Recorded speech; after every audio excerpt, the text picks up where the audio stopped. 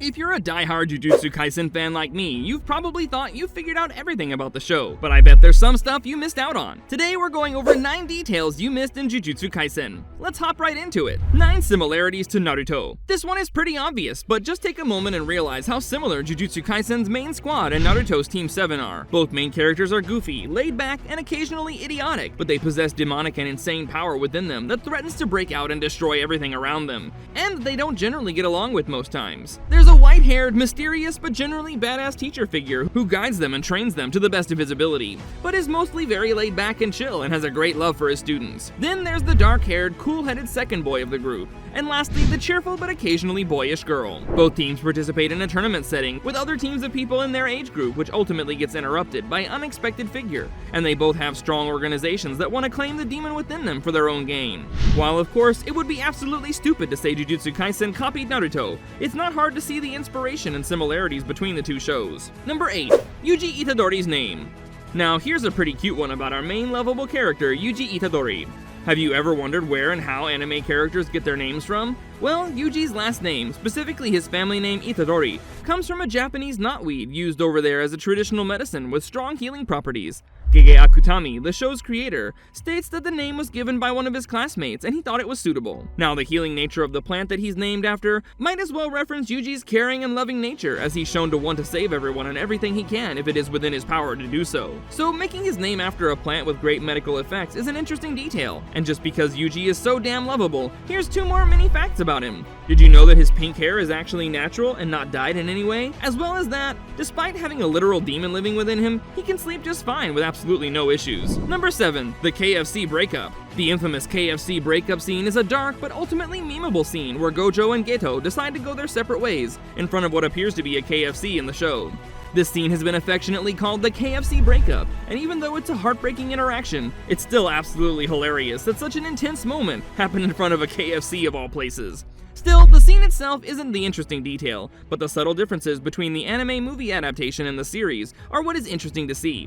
In the movie, everyone's face is blurred out, with a darker, gloomier, and denser atmosphere than the series, which simply shows them standing outside a damn KFC with people walking by, probably completely unaware of the world of sorcerers and curses. Those people probably saw them as a couple of crackheads arguing around a particularly long binger. But back to the point, this detail is interesting because the movie probably showed how Gojo viewed the incident, as a regrettable and dark moment in his life, as the people he's destined to protect walk by him. Completely featureless because he doesn't need to know any of them, he just needs to protect them and the world. While Geto probably just saw the moment the same way an ex-girlfriend would see it after breaking up with someone, in front of a damn KFC. Okay, that's enough. Number 6. Added content. It's not unusual for anime to add extra little details to scenes and stories in order to enhance the visual impact for a moment for the audience. Jujutsu Kaisen is not hiding away from this practice, and does a little bit of enhancing themselves. While Gojo and Geto discuss their new difference in opinion, Gojo is absolutely horrified by the nosedive that Geto's moral compass took after just a year apart.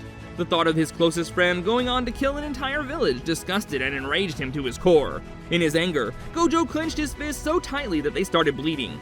This particular moment of his fist bleeding was not in the manga and is an anime-only experience, but it definitely wasn't the wrong choice. It adds a lot of impact to the scene and shows just how pissed Gojo really is. Number 5. Character clothes and their significance. A sneaky little detail you might not have noticed in Jujutsu Kaisen is the importance and meaning behind some of the characters' clothing. In the series, characters notably wear traditional Japanese clothing, such as Yuji Itadori's Sakajan jacket, which is a type of blouse jacket dating from the end of the Second World War, or Megumi Fushiguro's haori, which is a traditional Japanese hip or thigh-length jacket, with elongated sleeves that's worn over the kimono. These clothing choices tell stories about a character's personality, backgrounds, and even their abilities more than you might think. Now, it's pretty common knowledge that Gojo most likely modified Yuji's jacket to have a hood because his old jacket before he joined the academy also had a hood. But did you know, Yuji's Sakajan jacket represents his connection to his grandfather?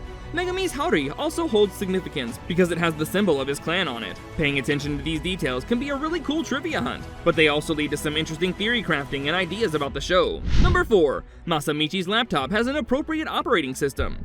In a lot of media, it's very easy to get lost in your own sauce, so it's fun and interesting to see when things match up perfectly as they're meant to be depicted. Jujutsu Kaisen manages to pull this off in many different ways.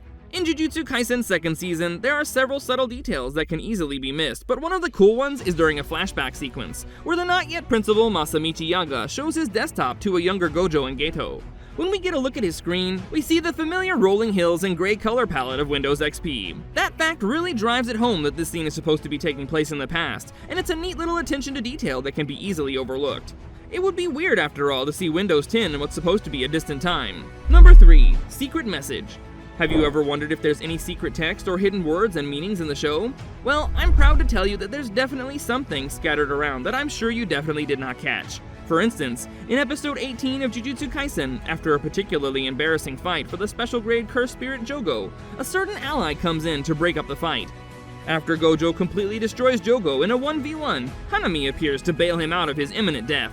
After she appears, she says some words that for all intents and purposes sound like absolute gibberish, but take a moment to pause and rewind and listen to it again in reverse. What she actually says when listened to it again is, "Oh, all by yourself?" That's a pretty cool detail, and one that I'm sure many missed and wrote off as pure gibberish.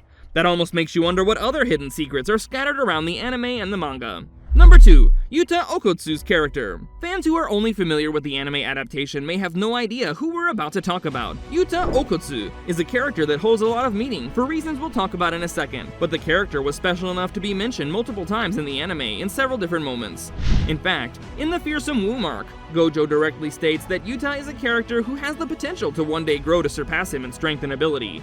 That's quite a statement for someone who believes that they alone are the honored one. Still, in the beginning of the show, it's mentioned that Yuta is studying overseas and does not make an appearance until much later. It's interesting regardless to see that a character has enough impact on some characters that he was teased and mentioned long before he even showed up. Number 1. The prequel. We all know how the story of Jujutsu Kaisen starts. Yuji Itadori eats Sukuna's finger, gains cursed abilities, meets Gojo, and eventually gets enrolled in Jujutsu High. Well, that's how most people think it starts anyway. What a lot of people don't know is that Jujutsu Kaisen originally began as a 4-part short series that didn't even feature Yuji at all. The series instead followed the character Yuta Okotsu, who's mentioned and eventually appears in the manga and anime. He was initially a special grade cursed human who's haunted by the cursed spirit of his late childhood friend Rika Orimoto. He was immediately recognized as a special grade sorcerer by the school due to the power of Rika, who haunted him, and the story itself follows his adventures as a lonely boy in Jujutsu High. Yuta eventually does make a return in the Shibuya Incident arc, but it's interesting to know that he was the original main character of the series, before Yuji went out digesting fingers. And that's all we have time for. If you knew everything on this list already, then you're a bigger Jujutsu Kaisen fan than I am. But if you learned something new today, why don't you like and subscribe to support the channel? Thanks for watching.